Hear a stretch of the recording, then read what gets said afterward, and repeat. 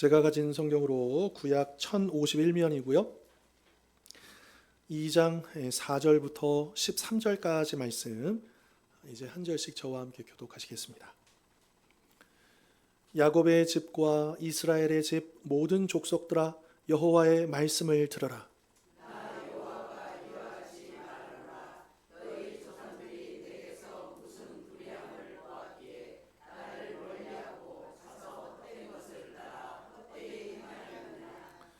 그들이 우리를 애굽 땅에서 인도하여 내시고 광야 곧 사막과 구덩이 땅 건조하고 사망의 그늘진 땅 사람이 그곳으로 다니지 아니하고 그곳에 사람이 거주하지 아니하는 땅을 우리가 통과하게 하시던 여호와께서 어디 계시냐 하고 말하지 아니하였도다.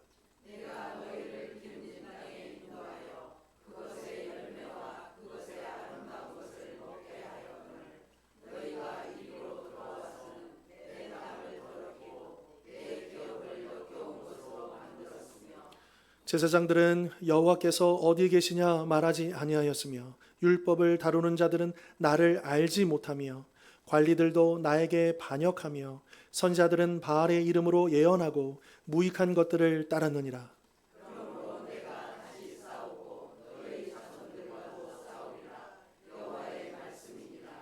너희는 기팀 섬들에 건너가 보며 게달에도 사람을 보내 이 같은 일이 있었는지를 자세히 살펴보라.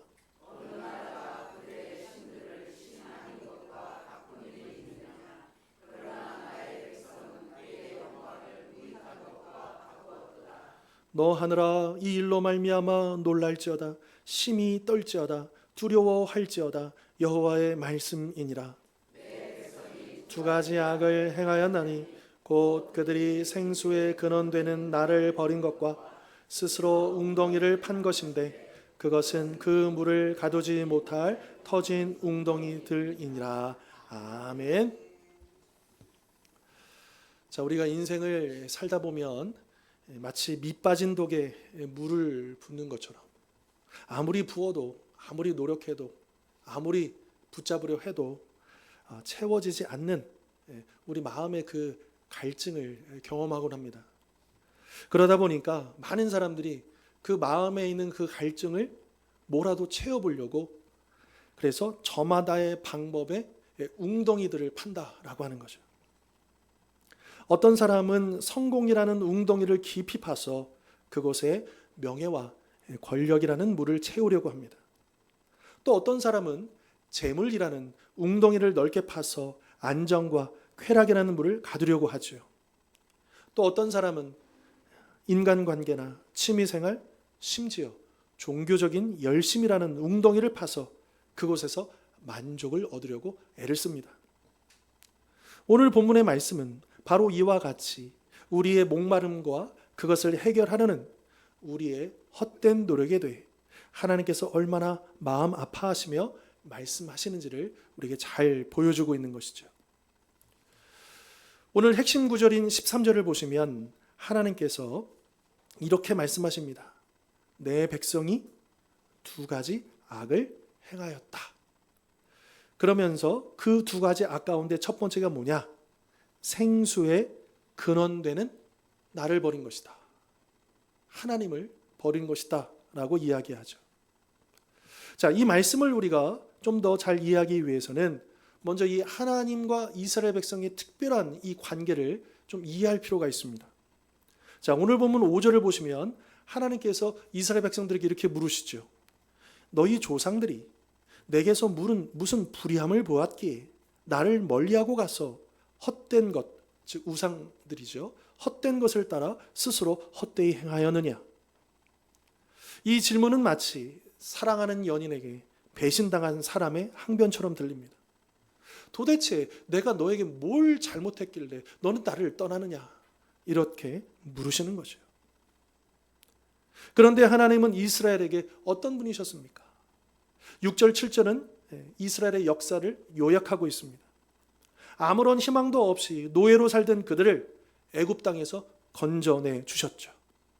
또한 사람이 살 수 없는 사막과 구덩이, 사망의 그늘진 땅이었던 그 광야에서 40년간 날마다 만나와 메추리 등 그런 기적과 같은 일들을 통해서 그들을 먹이시고 입히시고 인도하셨습니다. 그 신명기에 보면 모세가 그 가나안 땅에 들어가는 출애굽 2세대들에게 뭐라고 얘기하냐면 이 40년 동안에 옷도 헤어지지 않았고 신발도 닳지 않았고 한 사람도 굶어 죽은 사람이 없었다라고 강조합니다. 대신에 불순종해서 죽는 사람들은 있었죠. 그러나 아무것도 없는 그 광야에서 하나님은 그 어마어마한 이스라엘 민족을 완전 책임져 주시고 또 그들을 이끄시고 인도하셨다라고 하는 거죠. 그리고 마침내 어디에 들여보내주셨습니까? 약속의 땅, 젖과 꿀이 흐르는 가나안 땅에 들여보내주셨다. 그래서 그곳에서 그 아름다운 모든 소산을 먹을 수 있도록 은혜를 베푸신 것 아닙니까? 이러한 하나님의 은혜가 없었다면 이스라엘은 존재할 수 없습니다. 그래서 하나님은 그들에게 생명 그 자체요, 모든 좋은 것의 원천, 바로 생수의 근원이었다라고 하는 것입니다. 그런데 이스라엘 백성이 그 생수의 근원을 어떻게 했다고요? 버렸다는 거예요. 왜 그랬을까? 그 이유가 무엇일까? 그 힌트를 우리는 7절에서 찾을 수 있습니다. 7절 말씀 보시면 우리 7절 말씀 같이 한번 읽어볼까요? 7절 내가 시작.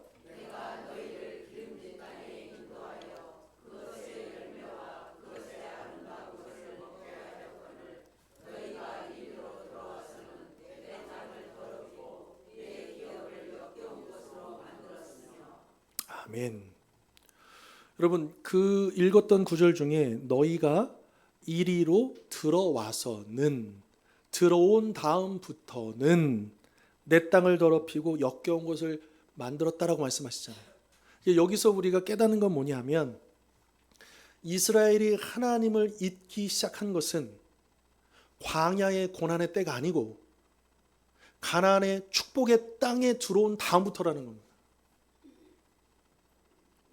하나님께서 약속하시고 그 약속대로 그들에게 가장 좋은 것을 다 부어주셔서 그들이 그야말로 풍요와 안정을 누리기 시작할 때, 바로 그때부터 그들은 하나님을 잊기 시작했다라고 하는 거죠.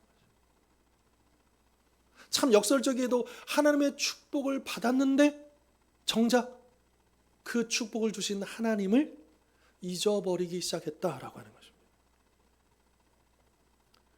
우리가 경험적으로 잘 아는데요. 우리가 언제 하나님을 간절히 찾습니까? 너무 잘 알잖아요. 문제가 생기고 건강이 나빠지고 재정이 어려울 때 우리는 더 간절히 주님을 찾게 됩니다. 그러나 반대로 평안할 때, 직장이 안정되고 자녀들이 잘 자라고 건강에 아무 문제가 없을 때는 어느샌가 그렇게 간절히 부르셨던 우리의 기도가 잦아들고 주님을 향한 우리의 마음이 식어져 가는 것을 보게 되는 것이죠. 더군다나 마치 내가 이 인생을 내가 일군 것처럼, 내가 이 가정을 세운 것처럼, 또 내가 그 성공을 성취한 것처럼 착각하기 시작합니다. 하나님이 아니라 나의 힘을, 나의 조건을, 내가 하나님께 받은 것을 의지하기 시작하는 거죠. 하나님의 주신 축복이라는 그 비옥한 땅 위에, 가나안 땅 위에 우리는 어느샌가 감사를 잊어버리고 교만함과 영적인 나태함에 빠지기가 쉽다라고 하는 것입니다. 물론 이스라엘 백성들이요, 하루아침에 갑자기 하나님을 잊어버린 건 아닙니다. 여러분 8절 보시면요, 여러 계층의 사람들이 나옵니다. 먼저 제사장들은요, 그들은 여전히 제사를 드려요. 하지만 하나님이 어디 계시냐, 이 말이 뭐냐면 하나님의 임재를 구하지 않아요. 율법학자들은 율법을 다룹니다. 말씀을 안 보는 게 아니에요. 말씀을 그 누구보다도 잘 다룹니다. 그러나 정작 그 안에서 하나님을 인격적으로 알지 못합니다.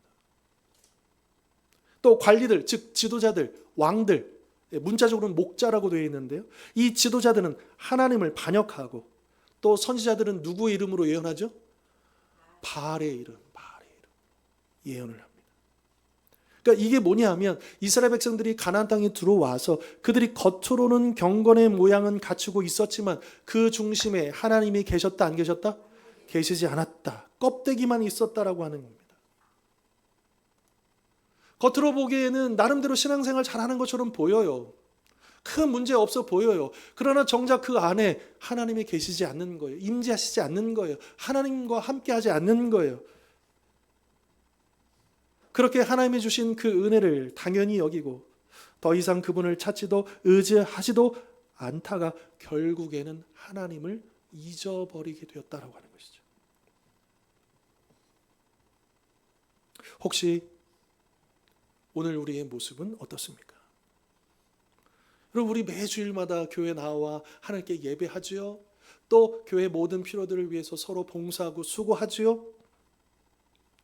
그런데 우리 마음의 중심에 정말 하나님이 생수의 근원으로 자리 잡고 계시는가?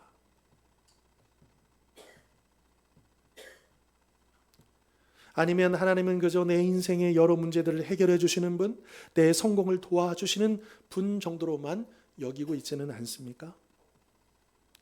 만일 내 삶의 기쁨과 만족과 그 의미를 하나님이 아닌 다른 곳에서 찾으려고 분주하게 헤매고 있다면 우리 역시 생수의 근원을 버린 이스라엘과 크게 다르지 않을 것입니다.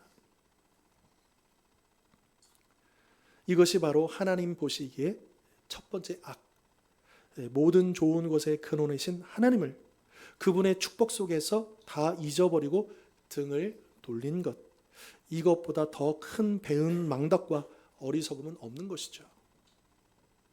자, 그런데 이렇게 생수의 근원 대신 하나님을 버리는 것으로 끝나지 않습니다. 이것은 필연적으로 반드시 두 번째 악으로 나아가게 됩니다. 13절 하반절을 보시면요, 이렇게 말씀하시죠. 두 번째 악이 뭐냐? 스스로 무엇을 파요?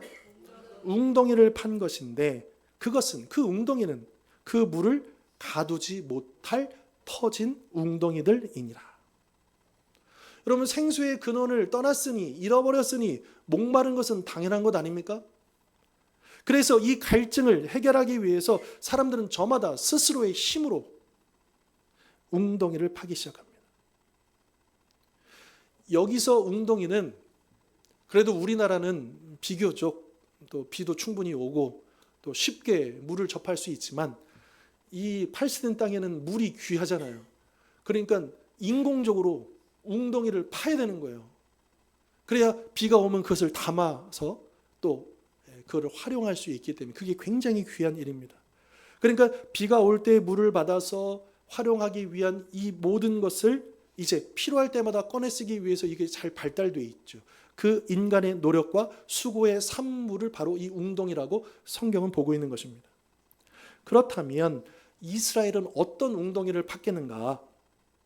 그것은 크게 두 가지입니다. 첫 번째는 우상이고요. 두 번째는 강대국을 의지하는 것입니다. 이스라엘 백성들이 유목민이었을 때, 광야에서 돌아다닐 때는 하늘만 볼 수밖에 없어요. 하나님만 의지할 수밖에 없어요. 그죠? 그런데 가나안 땅에 들어가니까 이제 돌아다닐 필요가 없잖아요. 정착하고, 그래서 이스라엘 백성들이 하나님 명령대로 가나안 족속을 다 몰아내지 못하고 그들과 함께 삽니다. 그런데 봤더니 이 가나안 족속들은 그 땅에 오랫동안 있으면서 농사를 지으면서 바람과 비를 내려주는 신이라고 하는 바알을 섬기잖아요.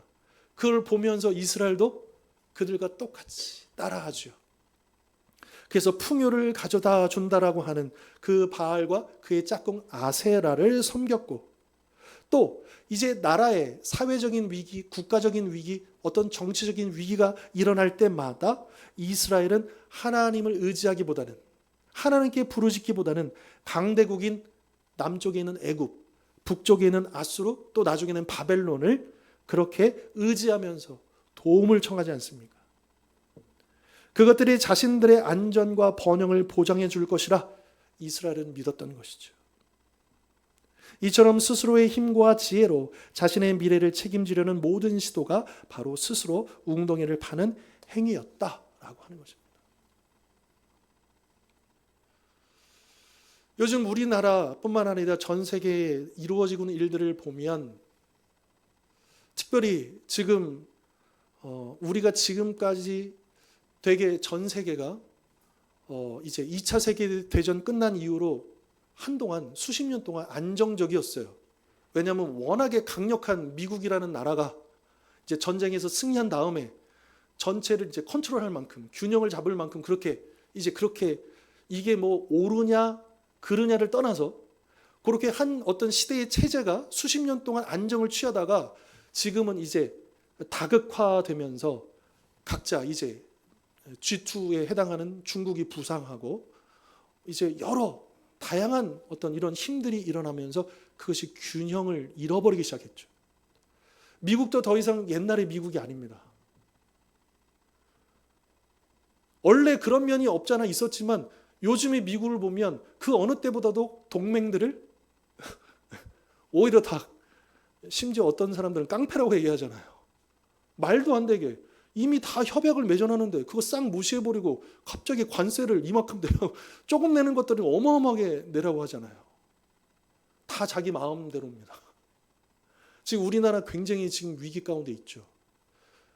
좀 안타깝게도 일본이 먼저 손들어 버렸는데 지금 일본은 미국이 야 우리 여기에다가 투자할 거야. 우리 통장에 돈 넣어. 40일 안에 여기 45일 안에 이 통장에 다 넣어야 됩니다. 돈을. 현금을 넣어야 돼요. 우리나라도요. 지금 그 우리나라 어마어마한 3,500불이죠. 그 수백 조를요. 현금을 넣는 거예요. 현금을요. 지금 계속 그러고 있잖아요. 그러니까 지금 굉장히 어쨌든 그렇다고 해서 우리 못 내, 배째라 할 수도 없고 그렇다고 그거를 따를 수도 없고 굉장히 딜레마에 있어요. 우리 우방국이라고 생각하는 지금 미국이요. 우리나라를 지금 어떻게든 다 강취하려고 하고 있죠. 또 북한과 중국과 러시아의 한 축은 어떻습니까? 우리의 안보에 큰 위협이 여전히 있죠. 여러분 강대국이 우리나라를 지켜주는 게 아닙니다. 우리가 어디에 속하면 안전하고 어디에 속하지 않으면 이런 게 아닙니다.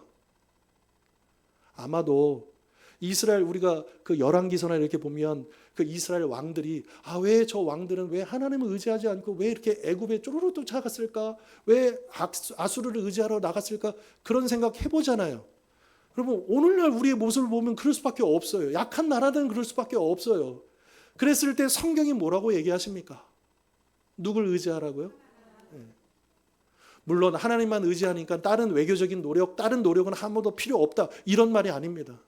근데 정말 이 문제는요. 하나님만이 풀어주실 수 있어요. 모든 의사결정 또 권력을 가진 사람들의 그 마음을 누가 주장하십니까? 하나님이 하시는 거죠. 지금 우리 한국교회가 깨어서 지금 그 부분을 놓고 기도해야 돼요.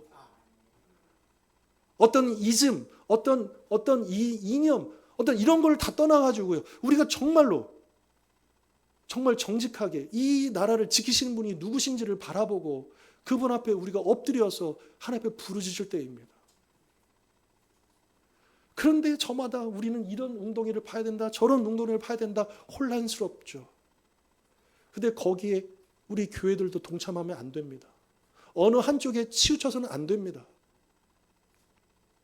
여러분 복음 안에 교회 안에 좌와 우가 뭐가 소용이 있습니까? 오직 예수 그리스도 안에 그 복음 안에 우리가 하나가 되는 것이고 그렇지 않습니까? 우리가 시야를 좁혀서라도 정말 우리가 우리나라의 미래와 운명을 우리가 생각해 본다면 여러분 로마서에서도요 그 높은 자리에 있는 자들 권세자들을 위해서 기도하라고 했어요. 왜냐하면 그래야 우리 믿는 사람들이 그 안에서 안정적으로 신앙생활을 할 수 있기 때문에.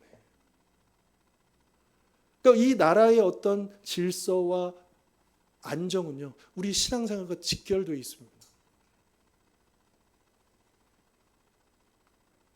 추후 어떻게 협상이 진행되고 어떤 결정이 내릴지 모르겠지만 요즘 저도 굉장히 심각하게 좀 기도가 되더라고요. 어느 때보다도.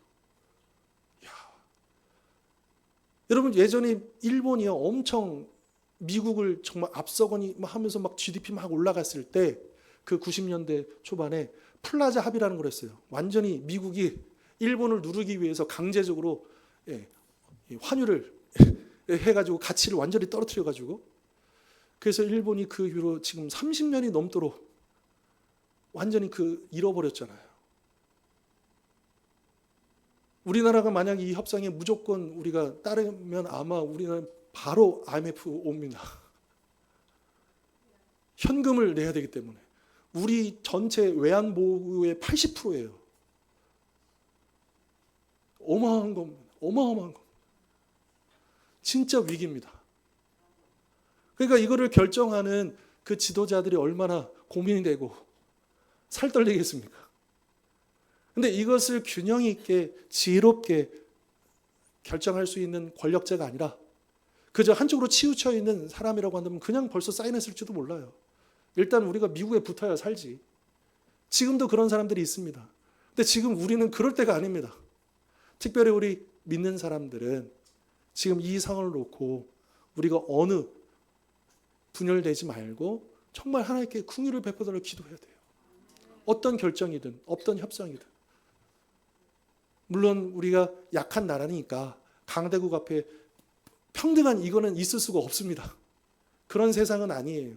그렇지만 그래도 완전히 우리의 기회를 잃어버리는 정말 그런 결정이 이루어지면 안 되잖아요. 그런 부분을 위해서 우리가 더 기도해야 되지 않을까라는 생각이 들었고요. 아무튼 오늘날 우리가 하나님이 아닌 다른 것에서 우리의 안정과 만족 또 행복을 찾으러 가는 웅덩이들은 과연 무엇이 있겠는가를 돌아보자라고 하는 거죠. 여러분 러시아에 유명한 두 명의 대문호가 있습니다. 도스토옙스키하고 톨스토이입니다. 근데 이 톨스토이라는 사람은 뭐 전쟁과 평화, 부활 뭐 이렇게 많이 들어보셨죠?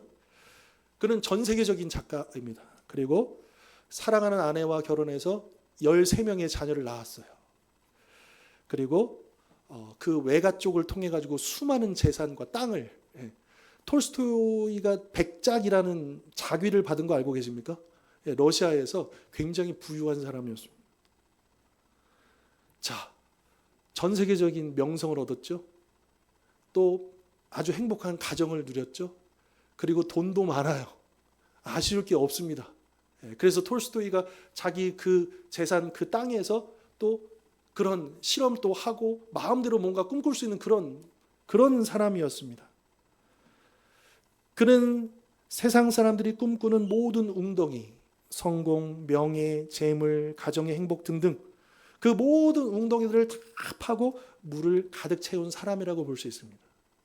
자, 그런데 그가 중년이 되고 어느 날 극심한 허무와 우울증에 빠지게 됩니다. 자살 직전까지 갑니다. 그의 일기에 의하면 이런 내용이 있다고 해요. 내 삶은 멈췄다. 내가 왜 사는지, 내가 무엇을 원하는지 알 수 없었다. 진리는 인생이 무의미하다는 것이었다.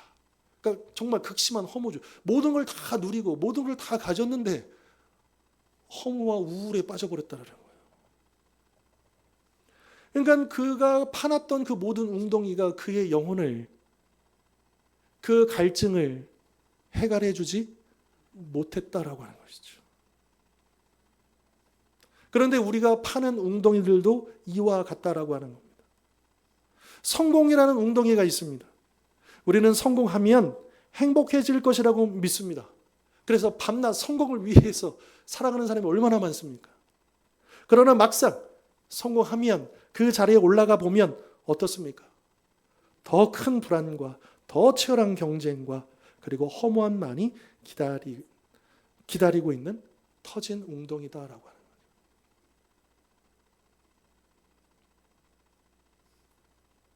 그 예전에 엊그저께 영상을 보니까 시인과 촌장, 이제 그 하덕규하고 이제 함춘호 두 분, 오래간만에 그분 되게 이제 옛날 감성 나는 기타 치면서 하는 그 노래를 들었는데 그 시절에 활동했던 분들 뭐 윤영조 장로님도 계시죠, 뭐 세시봉 이런 분들 계시고 그 시대에 굉장히 유명했던 연예인들 중에 많은 분들이 인기가 어마어마했을 거 아니에요. 저보다도 우리 성도님들 더 잘 아실 거 아니에요.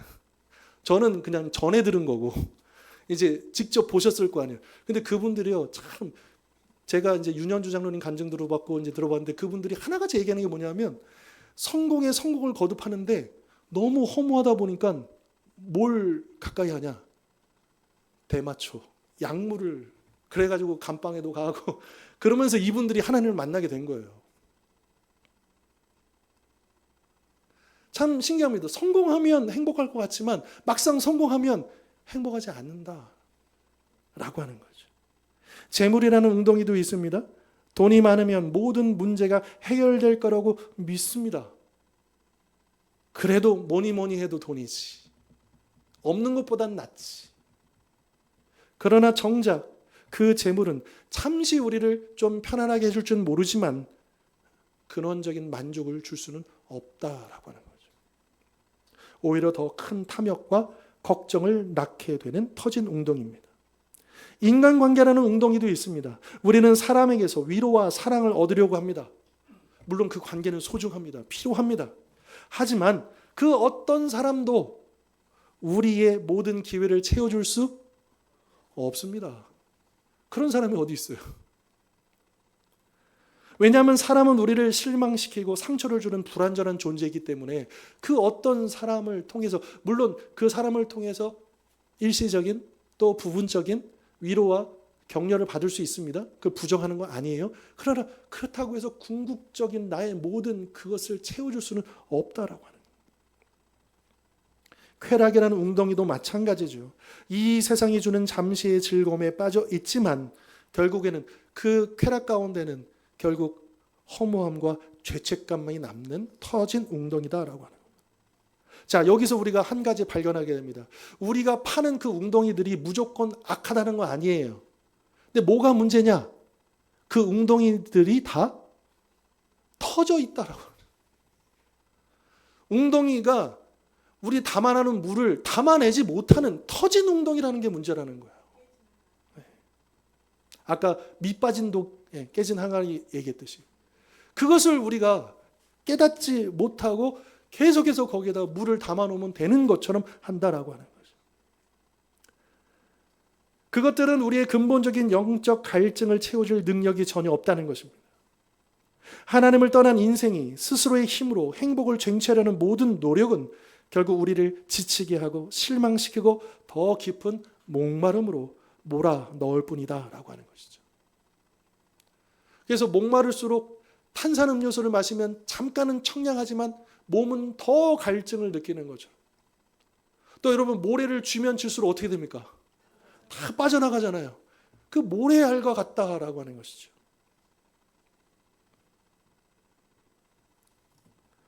자, 아까 뭐라고 말씀드렸습니까? 생수의 근원을 떠나버렸으니 당연히 목마름이 오고, 그러니까 이 목마름을 해결하려다 보니 그 근원이 아니라 다른 터져버린 웅덩이의 그 물만 찾는 형국이 되었다라고 하는 것입니다. 이게 바로 하나님을 떠난 인생의 비참한 악순환인 것이죠.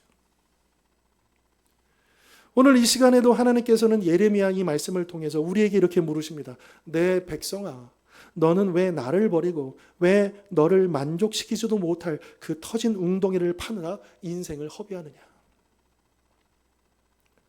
자, 그러면 우리는 어떻게 해야 할까요? 그 터진 웅덩이를 더 깊고 더 넓게 파야 할까요? 아니면 그 터진 틈을 메꿔보려고, 내 힘으로 메꿔보려고 더 애써야 할까요? 아닐 것입니다. 하나님이 우리에게 원하시는 것은 단 한 가지입니다. 그 헛된 웅덩이를 파던 일을 멈추고 생수의 근원 되시는 하나님께로 돌아오라라고 하는 것이죠.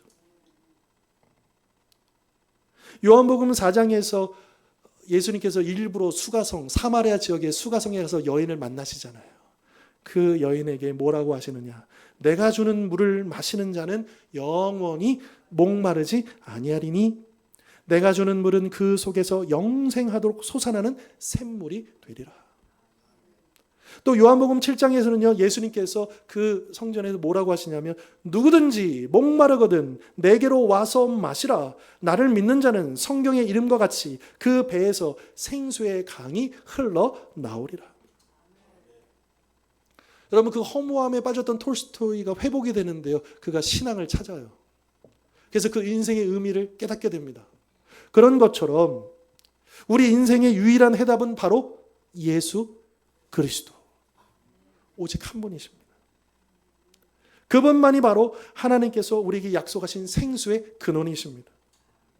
왜냐하면 십자가에서 우리의 모든 죄, 곧 하나님을 버리고 헛된 웅덩이를 팠던 그 두 가지 악을 대신 짊어지시고 죽으심으로써 우리가 다시 생수의 근원이신 하나님께로 나아갈 수 있는 길을 열어주셨기 때문인 것이죠.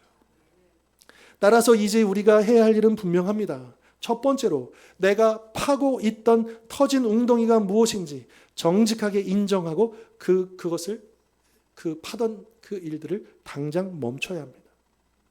나의 만족과 안전을 하나님이 아닌 다른 곳에서 찾으려 했던 모든 교만과 어리석음을 회개해야 한다라고 하는 것입니다.